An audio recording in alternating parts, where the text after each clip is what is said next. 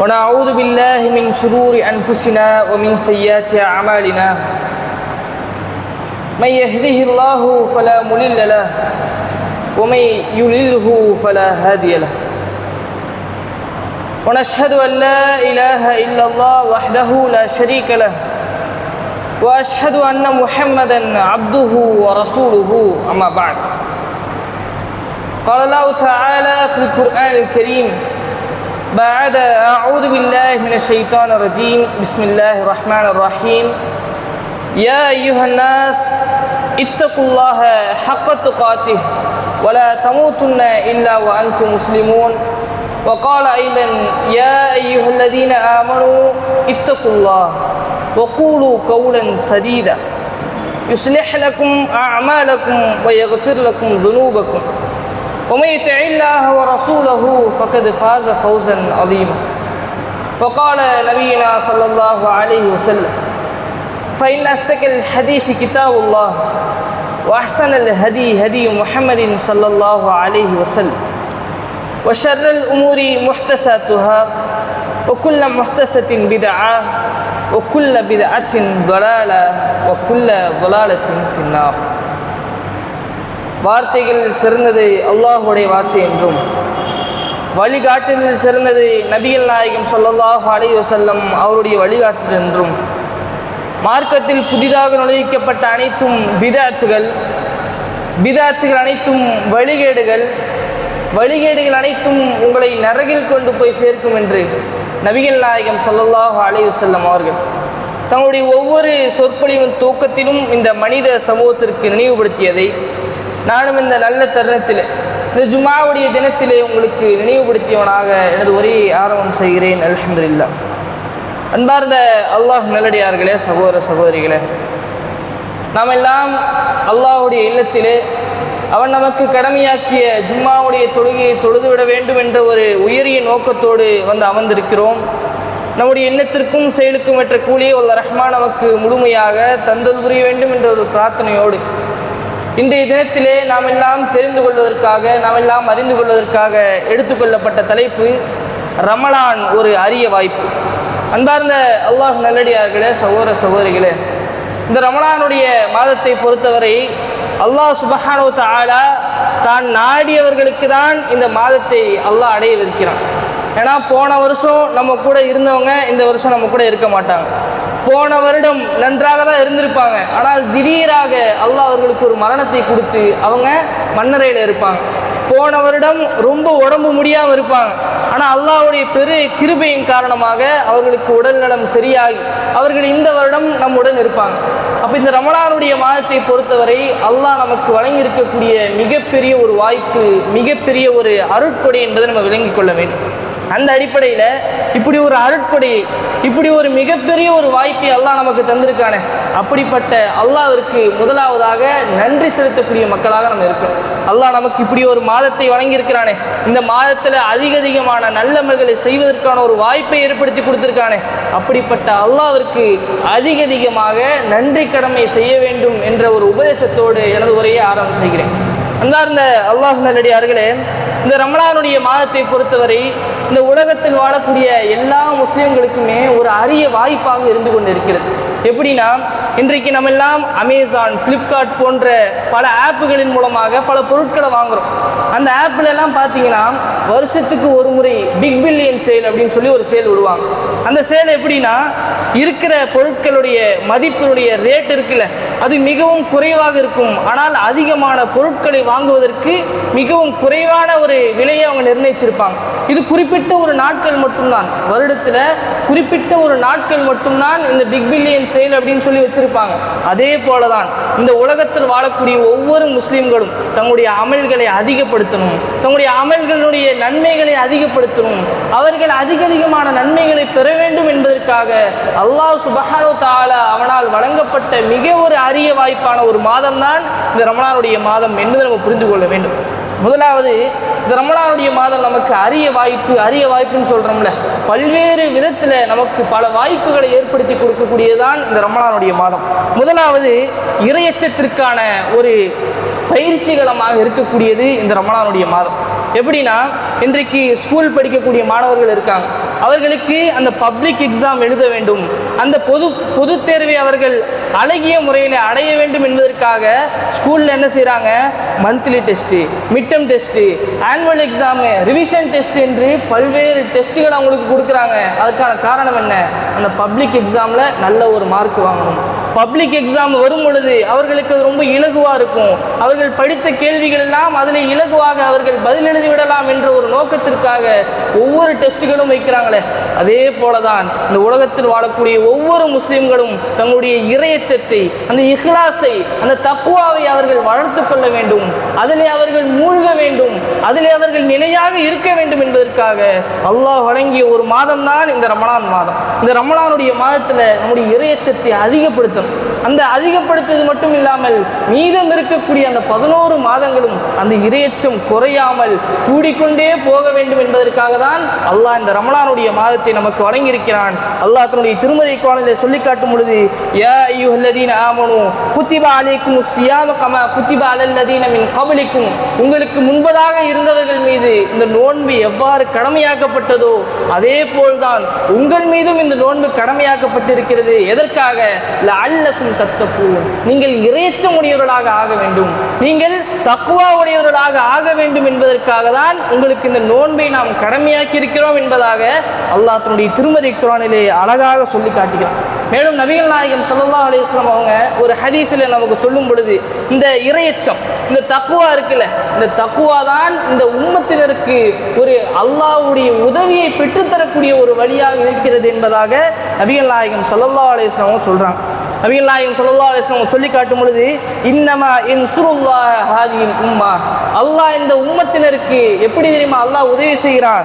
B லுஅஃபீஹா, இந்த உலகத்தில் இருக்கக்கூடிய, இந்த உம்மத்தில் இருக்கக்கூடிய பலவீனமானவர்கள், இந்த உம்மத்தில் இருக்கக்கூடிய பலவீனமானவர்களுடைய பி தஅவதிஹிம் வ ஸலாத்திஹிம் வ இஹ்லாஸிஹிம், அவருடைய இஹ்லாஸ், அவருடைய தொழுகை, அவருடைய துஆக்களின் மூலமாக தான் அல்லாஹ் இந்த உம்மத்தினருக்கு உதவியை செய்கிறான், அல்லாஹ் இந்த உம்மத்தினருக்கு உதவி செய்கிறான் என்பதாக நபிகள் நாயகம் ஸல்லல்லாஹு அலைஹி வஸல்லம் சொல்றாங்க. அப்போ நம்ம இடத்துல இந்த இறையச்சம் என்பது அதிகப்படியாக இருக்க வேண்டும்.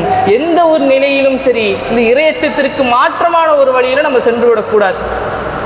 அதே போல அலி ரலியல்லாஹு அன்ஹு அவர்கள் இந்த இறையச்சத்திற்காக, இந்த தக்வாவிற்கு அவர்கள் விளக்கம் சொல்லும் பொழுது 4 விஷயங்களை அவர்கள் குறிப்பிடுறாங்க. மிக அழகான 4 விஷயங்கள். இந்த 4 விஷயங்களை இப்போ நம்ம இருக்கக்கூடிய இந்த ரமலானுடைய மாதத்தோடு நம்ம பொருந்தி பார்க்கிறோம். அதில் முதலாவதாக அவர்கள் சொல்லும் பொழுது, அல் ஹவுஃபு மினல் ஜலீல், மகத்தான அல்லாஹ் சுப்ஹானஹு வ தஆலா இருக்கானே அவன் மீது பயப்படக்கூடியவளாக இருக்க வேண்டும், அதுதான் ஒரு தக்வா.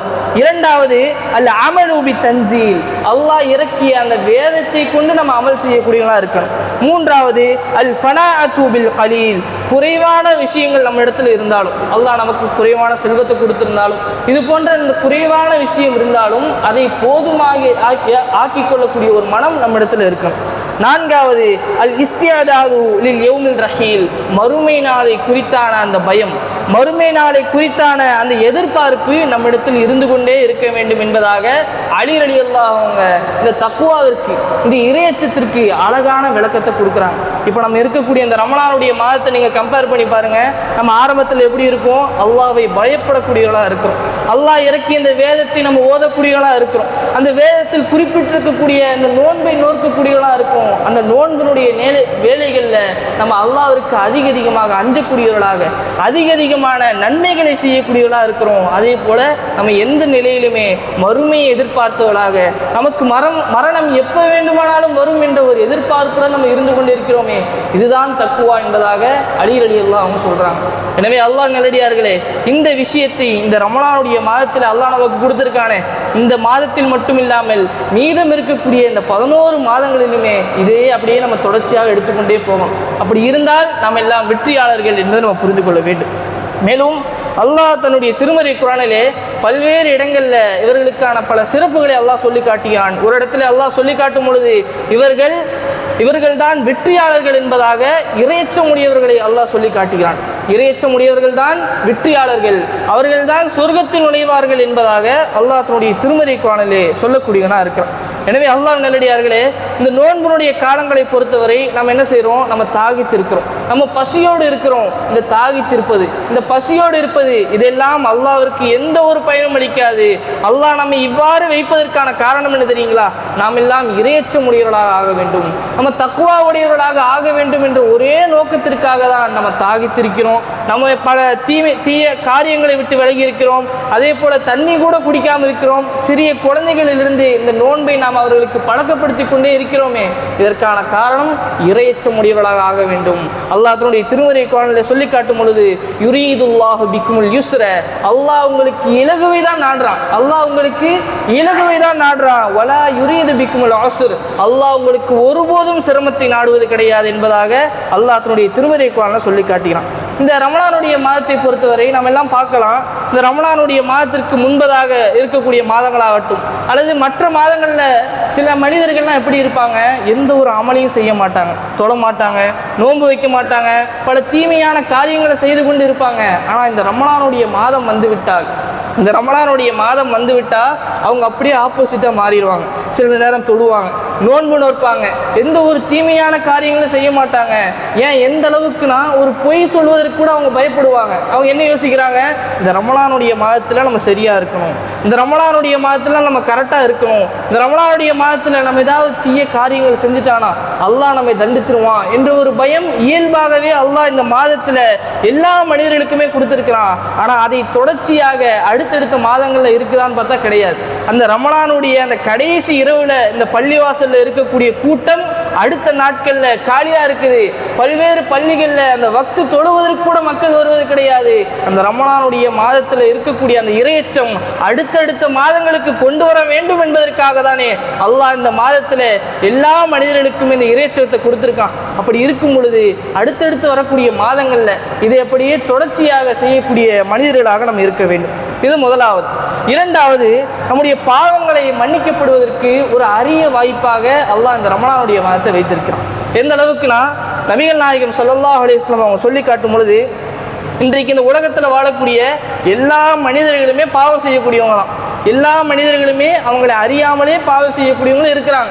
அப்படி இருக்கும் பொழுது இந்த ரமலானுடைய மாதத்தில் நம்ம நோக்கக்கூடிய இந்த நோன்பின் மூலமாக அந்த பாவங்களை அல்லாஹ் மன்னிக்கிறான். அந்த பாவங்களுக்கு ஒரு தடையாக அல்லாஹ் இந்த நோன்பை வைத்திருக்கிறான் என்பதாக நபிகள் நாயகம் ஸல்லல்லாஹு அலைஹி வஸல்லம் சொல்றாங்க. ஒரு இடத்துல சொல்லி காட்டும் பொழுது, அஸ்ஸியாமு ஜுன்னah, இந்த நோன்பு என்பது ஒரு கேடயமாக இருக்கிறது என்பதாக நபிகள் நாயகம் ஸல்லல்லாஹு அலைஹி வஸல்லம் சொல்றாங்க. எதற்கான கேடயம்?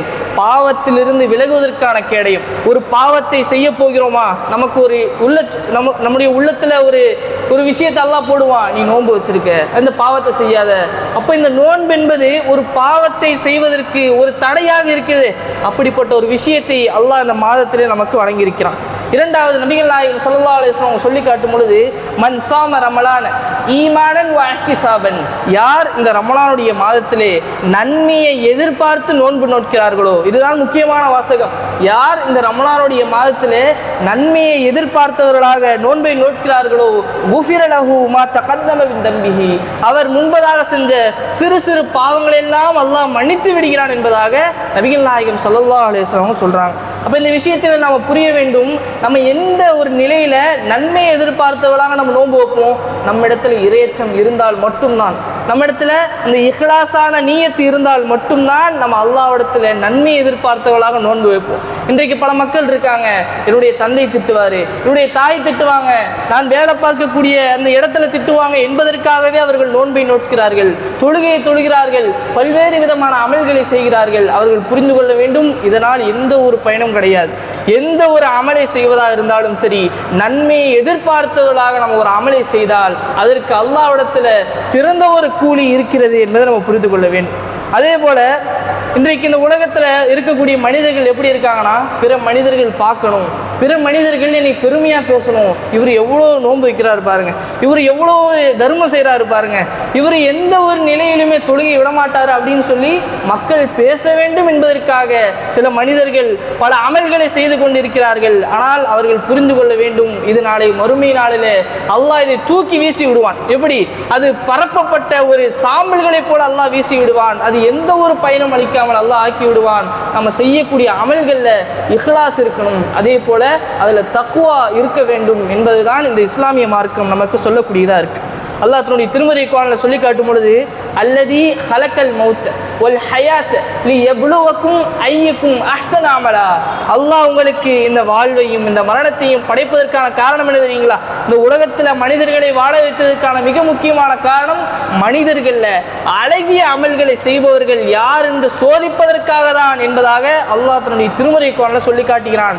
அதிக அமல்களை செய்பவர்கள் யார் என்று சோதிப்பதற்காக என்று அல்லாஹ் ஒருபோதும் குறிப்பிடவில்லை. இதற்கு பல இமாம்கள் விளக்கம் சொல்லும் பொழுது அந்த அஹ்ஸன அமலா என்ற வார்த்தைக்கு அவர்கள் விளக்கம் சொல்கிறார்கள். அஹ்லஸஹு, யார் இறையச்சத்தோடு இஹ்லாஸான முறையில் அந்த அமலை செய்கிறார்களோ, சின்ன அமலா இருந்தாலும் சரி அல்லாஹ்விடத்தில் மிகப்பெரிய ஒரு கூலி கிடைக்கும். அந்த அமலை செய்பவர்கள் தான் அதில் அல்லாஹ் அவர்களை தான் சோதிக்கிறான் என்பதாக பல இமாம்கள் அதற்கு விளக்கம் சொல்கிறார்கள். எனவே அல்லாஹ் நல்லடியார்களே, நம்ம செய்யக்கூடிய அமல்களில் எந்த ஒரு ரியா இருக்கக்கூடாது, எந்த ஒரு முகஸ்துதி இருக்கக்கூடாது. அல்லாஹ்விற்காக மட்டும்தான் செய்கிறேன் என்ற ஒரு உயரிய எண்ணம் எந்த ஒரு அமலாக இருந்தாலும் சரி, சின்ன அமலாக இருந்தாலும் சரி, பெரிய அமலாக இருந்தாலும் சரி, நம்மிடத்தில் இருக்க வேண்டும் என்பதை நம்ம புரிந்து கொள்ள வேண்டும். என்றால் நபிகள் நாயகம் ஸல்லல்லாஹு அலைஹி வஸல்லம் உடைய காலத்தில் வாழ்ந்த சஹாபாக்கள், ரசூலுல்லாஹ் வார்த்தெடுத்த அந்த சஹாபாக்களுடைய வாழ்க்கை வரலாறுகள்லாம் படித்து பாருங்களேன். அவர்கள் எல்லாம் எந்த ஒரு அமலை செய்தாலுமே அடுத்த மனிதருக்கு தெரியாது, அடுத்த மனிதர்களுக்கே தெரியாது. அந்த அளவுக்கு மறைமுகமாக பல்வேறு அமல்களை சஹாபாக்கள் செய்யக்கூடியவங்களாக இருந்தாங்க. அதே போல எந்த ஒரு அமலை அவர்கள் செய்தாலும் அந்த அமலை முழுமைப்படுத்தாமல் அடுத்த அமலுக்கு போக மாட்டாங்க. உமர் ரலியல்லாஹு அன்ஹு அவங்களுடைய வரலாறுகள்லாம் மிக சிறந்த வரலாறுகள். இந்த உலக மக்கள் அனைவராலும் பேசப்படக்கூடிய, பாராட்டப்படக்கூடிய ஒரு ஆட்சி நடத்தியவர் உமர் ரலியல்லாஹு அன்ஹு. ஆனால் அவர்கள் இந்த குர்ஆனை மனனம் செய்வதற்கு கிட்டத்தட்ட 12 வருடங்கள் ஆயிருக்கு. எதற்காக? உமர் ரலியல்லாஹு அவர்களை பொறுத்தவரை ஒரு வசனத்தை அவர்கள் மனனம் செய்தால், ஒரு வசனத்தை அவர்கள் மனனம் செய்தால் அதை அவர்கள் அமல்படுத்தாமல், அதை அவர்கள் தம்முடைய வாழ்க்கையில் கொண்டு வராமல் அடுத்த வசனத்தை அவங்க மனனம் செய்ய மாட்டாங்க. இத்தனைக்கும் உமர் ரலியல்லாஹுடைய தாய்மொழி இந்த அரபி தான். இன்றைக்கு அரபி அல்லாத மற்ற மனிதர்கள் கூட இந்த குர்ஆனை 3 வருடங்கள்ல மனனம் செய்கிறாங்க.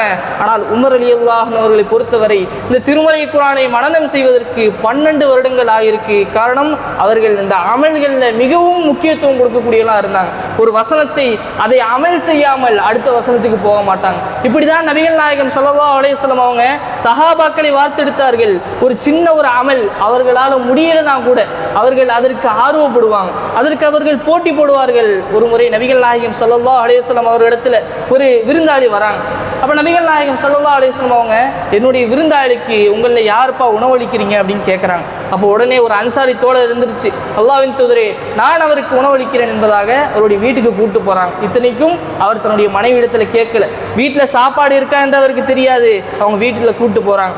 வீட்டில் கூட்டிகிட்டு போய் அவரை உட்கார வைக்கிறாங்க. தன்னுடைய மனைவி இடத்துல போய் கேட்குறாங்க, இப்படி ரசூலுல்லாஹ்வுடைய விருந்தாளி நான் ஒருத்தர் கூப்பிட்டு வந்திருக்கேன், அவருக்கு ஏதாவது உணவு இருக்கா என்று கேட்கும் பொழுது தங்களுடைய மனைவி பதில் சொல்கிறாங்க, நம்முடைய குழந்தைக்கு மட்டும்தான் உணவு இருக்குது, நம்முடைய குழந்தைக்கு மட்டும்தான் உணவு இருக்குது என்பதாக அவர்கள் பதிலளிக்கிறார்கள். அதற்கு அந்த கணவர் சொல்கிறாரு, நீ நம்முடைய குழந்தைய எப்படியாவது தூங்க வச்சிரு, நீ தூங்க வச்சிரு, நான் அந்த சாப்பாடை நம்முடைய விருந்தாளிக்கு நம்ம கொடுப்போம், நீ அந்த விளக்கை சரி செய்வது போல அந்த விளக்கை அழைத்து விடு, நம்ம சாப்பிடுவது போல நம்ம ஆக்ஷன் செய்யலாம், நம்ம செய்கை செய்யலாம், அவர் நல்ல முறையில் அவர் சாப்பிடட்டும் என்பதாக அவரை கூப்பிட்டு உட்கார வைக்கிறாங்க. இதே போல சம்பவம் அங்கே நடந்து முடிகிறது. அடுத்த நாள் இந்த சம்பவம் அவர்களுக்கும் தங்களுடைய மனைவிக்கும் அல்லாஹ்விற்கும் மட்டும் தெரிந்த இந்த சம்பவம் அடுத்த நாள் நபிகள் நாயகம் ஸல்லல்லாஹு அலைஹி வஸல்லம் அவங்க அந்த சஹாபியை பார்த்து சிரிக்கிறாங்க.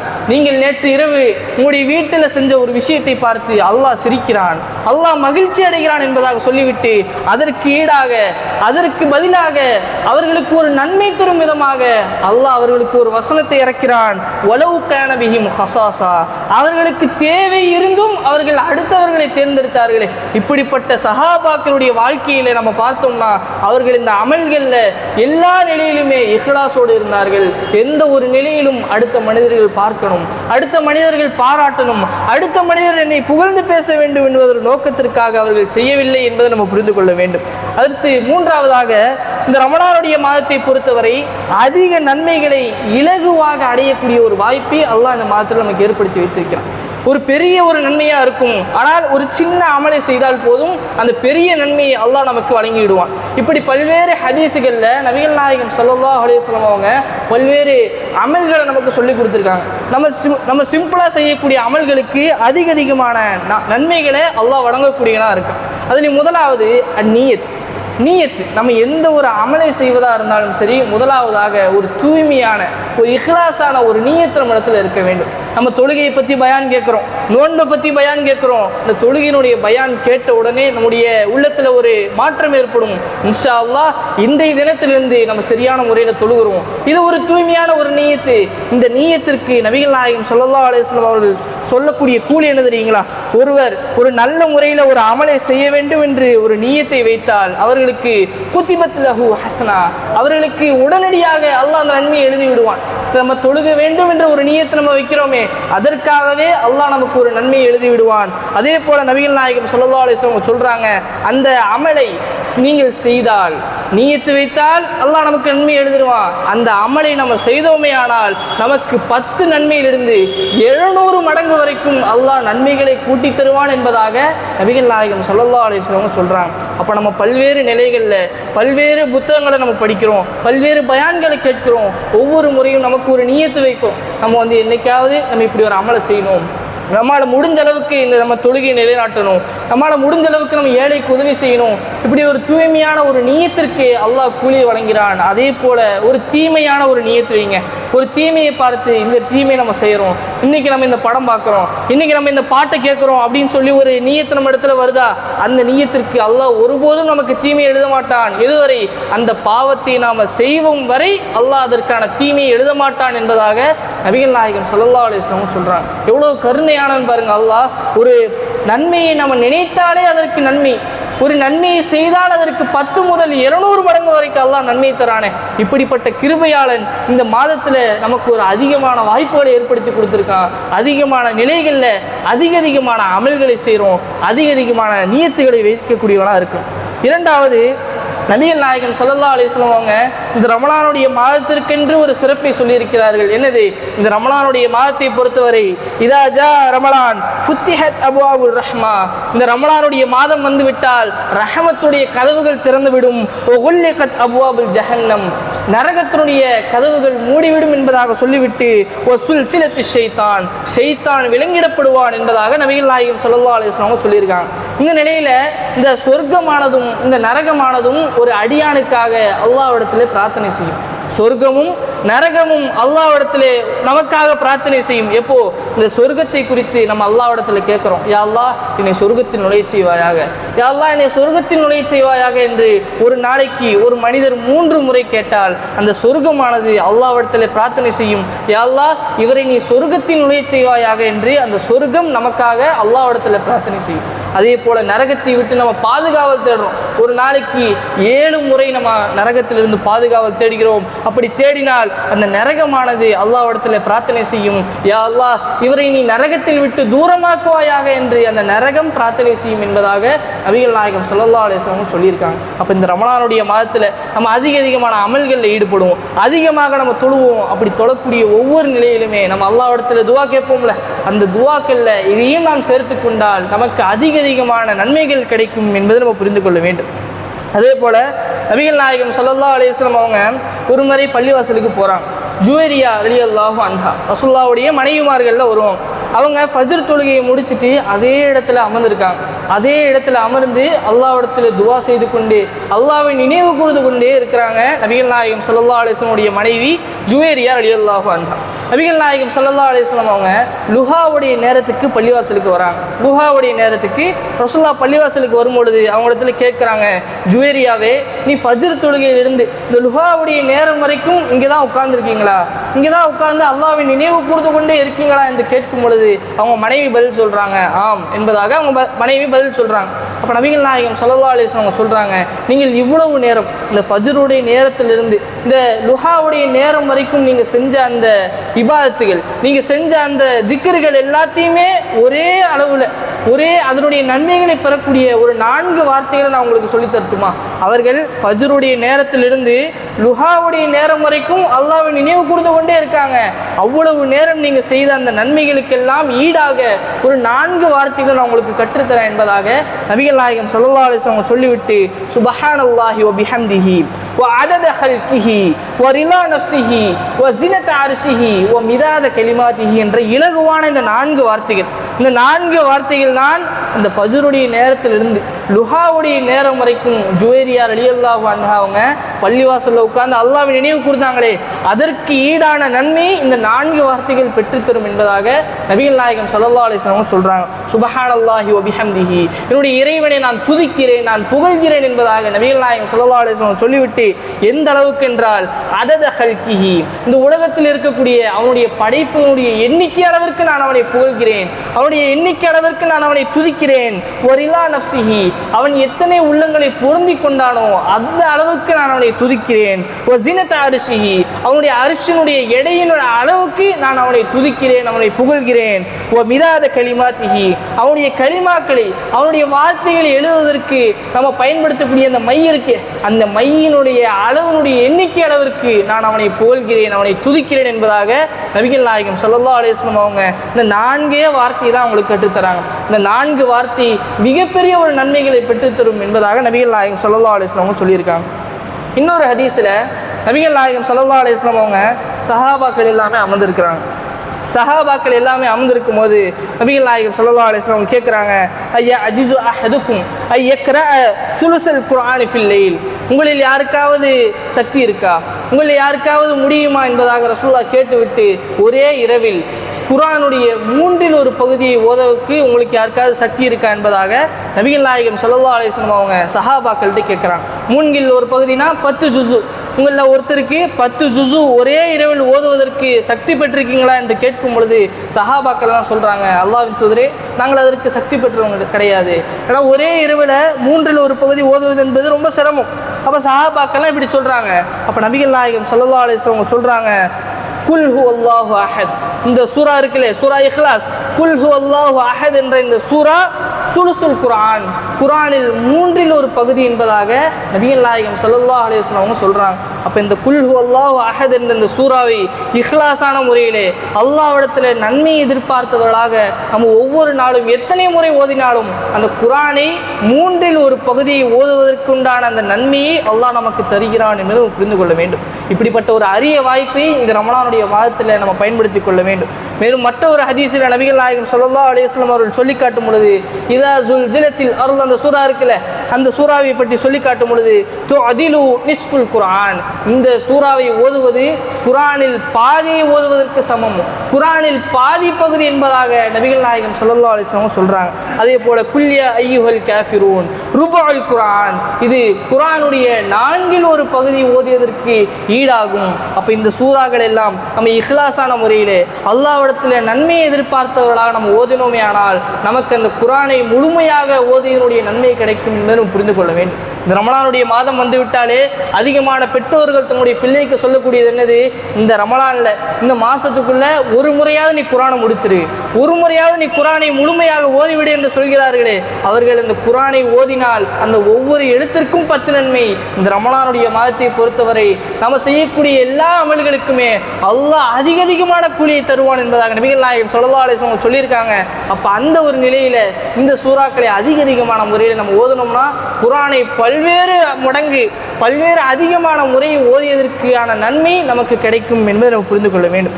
அதே போல் இந்த ரமலானுடைய மாதத்தில் நம்ம பல்வேறு நிலைகளில் அல்லாஹ்வின் நினைவு கூர்ந்து கொண்டே இருப்போம். அல்லாஹ்வின் நினைவு கூர்ந்து கொண்டே இருக்கக்கூடிய ஒரு மாதம் இந்த ரமலானுடைய மாதம்.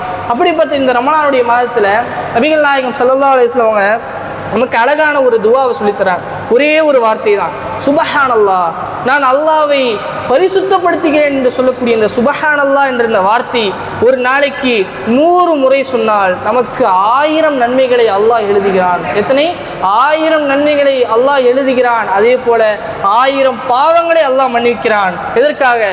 சுபஹானல்லாஹ் என்று சொல்லக்கூடிய இந்த சின்ன வார்த்தை, இந்த வார்த்தைகளை இந்த ரமலானுடைய மாதத்தில் அதிகமாக நம்முடைய வாய்களில் உச்சரிக்கணும். இந்த ரமலானுடைய மாதம் அல்லாத மற்ற மாதங்களிலும் இந்த வார்த்தையை உச்சரிக்கக்கூடிய ஒரு மனிதர்களாக இருக்கணும். எனவே அல்லாஹ்வின் நல்லடியார்களே, இந்த ரமலானுடைய மாதம் என்பது நமக்கு ஒரு அரிய ஒரு வாய்ப்பை ஏற்படுத்தி தந்திருக்கு. எந்தெந்த வழிகள் எல்லாம் என்று நம்ம முதலாவது உரையிலே தெரிந்து கொண்டோம். இன்னும் சில விஷயங்களை இரண்டாவது உரையிலே இன்ஷா அல்லாஹ் நம்ம தெரிந்து கொள்வோம். எனவே எதை நாம் கேட்டோமோ அதை நம்முடைய வாழ்வில் செயல்படுத்தக்கூடிய ஒரு வாய்ப்பை அல்லாஹ் நமக்கு அனைவருக்கும் வழங்குவானாக என்று கூறி எனது முதலாவது உரையை நிறைவு செய்கிறேன். அஸ்ஸலாமு அலைக்கும் வரஹ்மத்துல்லாஹி வபரகாத்துஹு.